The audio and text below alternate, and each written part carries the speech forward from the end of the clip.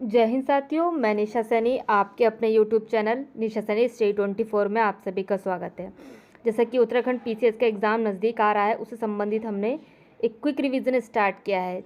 जो भी उत्तराखंड विशेष से संबंधित जो भी आपके महत्वपूर्ण तथ्य बन रहे हैं, उन सभी का हम क्विक रिवीजन दे रहे हैं आपको, ताकि आप कम समय में अच्छे से आपका रिवीजन कर सकें, ताकि एग्ज़ाम से पहले आप मल्टीपल टाइम अपना सारा जो सिलेबस है, जो भी उत्तराखंड विषय से संबंधित है, आप अच्छी तरीके से करके अपना एग्ज़ाम में अपना कट ऑफ क्लियर कर सकें।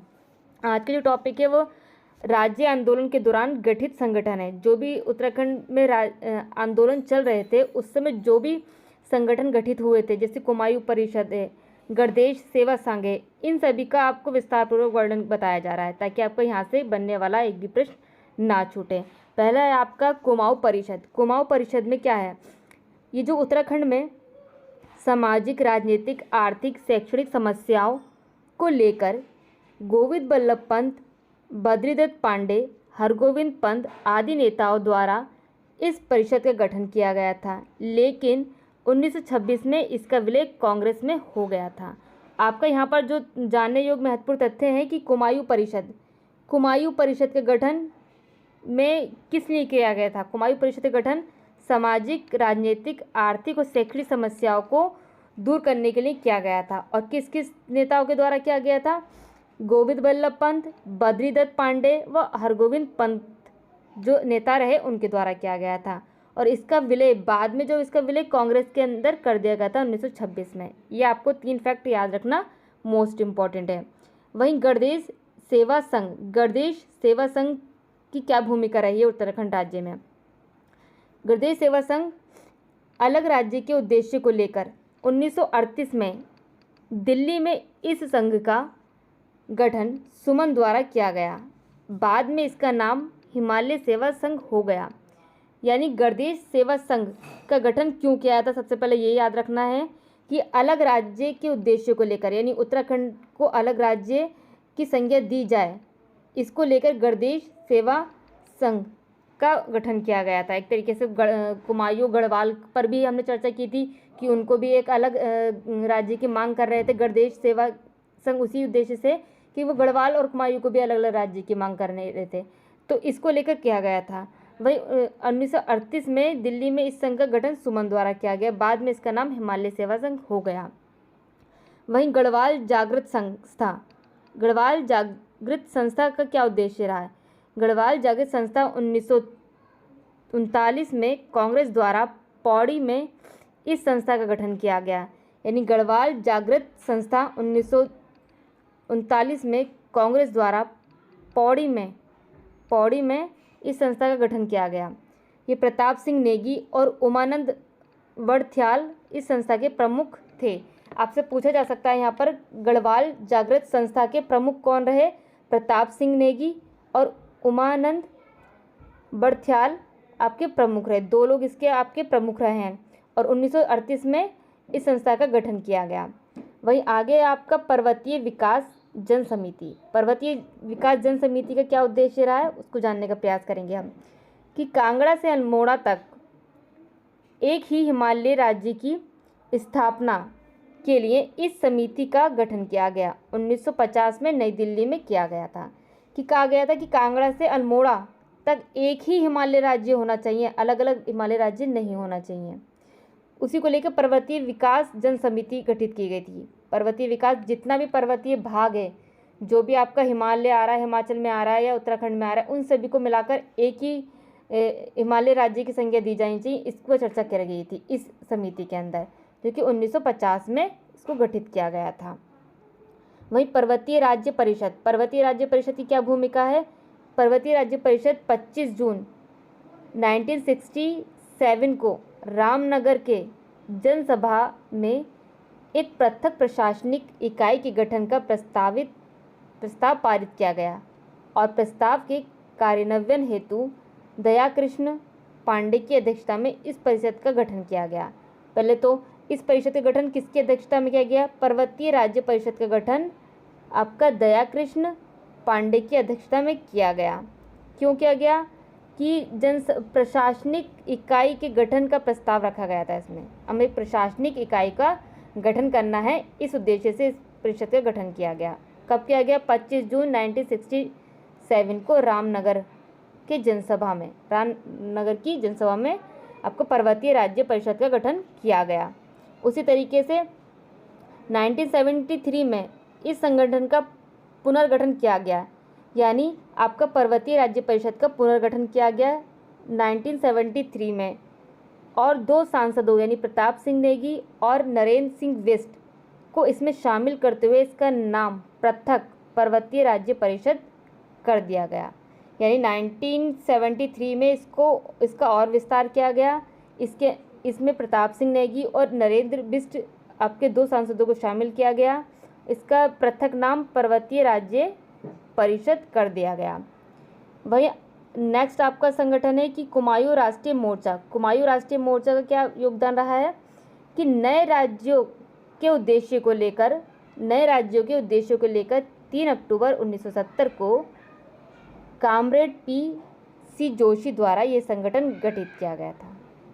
यानी कुमायूं राष्ट्रीय मोर्चा 3 अक्टूबर 1970 को गठित किया गया था ये संगठन, कि नए उद्देश्य क्या है? नए राज्यों का गठन। किसके द्वारा? Comrade P.C. जोशी द्वारा गठित किया गया था। वही नेक्स्ट है आपका उत्तरांचल परिषद। उत्तरांचल परिषद जो कि 7 जून 1972 को नैनीताल में इस परिषद का गठन स्थानीय समस्याओं को पृथक राज्य के लिए संघर्ष करने के उद्देश्य से किया गया था। कहने का तात्पर्य ये है कि उत्तरांचल परिषद का गठन स्थानीय समस्याओं को देखते हुए पृथक राज्य के लिए संघर्ष करने के उद्देश्य से गठित किया गया था। कब? 7 जून 1972 को नैनीताल में। कि उत्तरांचल परिषद का गठन की स्थानीय समस्या को देखकर अलग राज्य के गठन की मांग की गई थी 1972 में नैनीताल में। वहीं आगे जानने का प्रयास करते हैं कि उत्तराखंड क्रांति दल जो कि आपको 24 और 25 जुलाई 1979 को मसूरी के सम्मेलन में इस दल की स्थापना की गई। इसके प्रथम अध्यक्ष देवीदत्त पंत थे।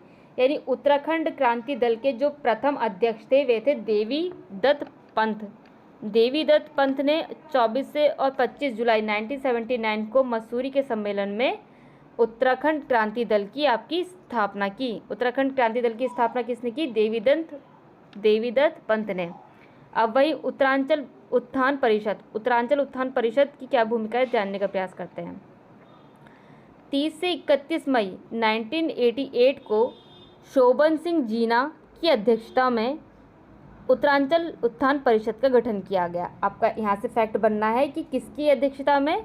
आपका शोभन सिंह जीना की अध्यक्षता में उत्तरांचल उत्थान परिषद का गठन किया गया आपका 30 से 31 मई 1988 को। वहीं उत्तराखंड संयुक्त संघर्ष समिति का गठन कब किया गया? उत्तराखंड संयुक्त संघर्ष समिति का गठन 11 से 12 जनवरी 1989 को जन संघर्ष वाहिनी, उत्तराखंड जन परिषद, उत्तराखंड रक्षा मंच और युवा जनता दल ने संयुक्त रूप से दिल्ली में इस संघर्ष समिति का गठन किया गया। वहीं द्वारका प्रसाद उनियाल समिति के प्रमुख चुने गए थे। कहने का तात्पर्य ये है कि द्वारका प्रसाद उनियाल जो उत्तराखंड संयुक्त संघर्ष समिति है उसके प्रमुख चुने गए थे। ठीक है, और कई सारे संगठनों को मिलाकर एक समिति का गठन किया गया था, जिसमें जन संघर्ष वाहिनी, उत्तराखंड जन परिषद, उत्तराखंड रक्षा मंच, युवा जनता दल ने संयुक्त रूप से दिल्ली में इस संघर्ष समिति का गठन किया था। वहीं आगे जानने प्रयास करते हैं कि उत्तराखंड मुक्ति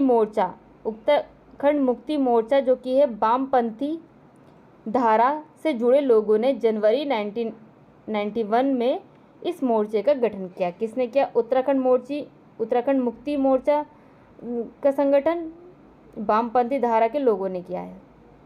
कब किया? जनवरी 1991 में। वहीं संयुक्त उत्तराखंड राज्य मोर्चा ये बहादुर राम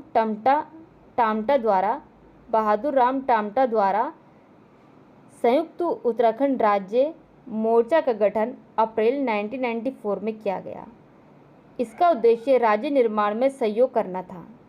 यानी संयुक्त उत्तराखंड राज्य मोर्चा का जो उद्देश्य था वह आपका क्या था, राज्य निर्माण में सहयोग करना, राज्य निर्माण में सहयोग करना। इसका गठन किया गया था 1994 में बहादुर राम टामटा द्वारा किया गया था। 3 फैक्ट आपके याद रखने यहाँ पे योग्य हैं।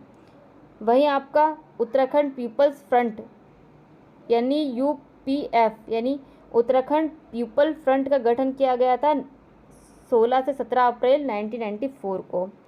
वहीं उत्तराखंड छात्र युवा संघर्ष समिति का गठन 18 सितंबर 1994 को किया गया।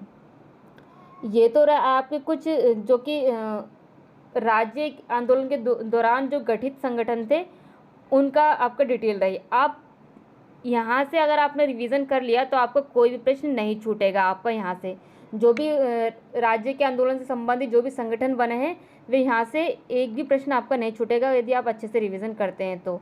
आप हमारे साथ बने रहिए। इसी तरीके से हम आगे भी एक टॉपिक पर चर्चा करेंगे, उसमें स्थायी राजधानी गैरसैंण बनाने में क्या किस किस का प्रयास रहा है, वो उसकी क्या क्या प्रक्रिया रही है, हम उसको जानने का आपको समझाने का प्रयास करेंगे ताकि आप अच्छे से अपना रिवीजन कर सकें। जय हिंद, जय भारत।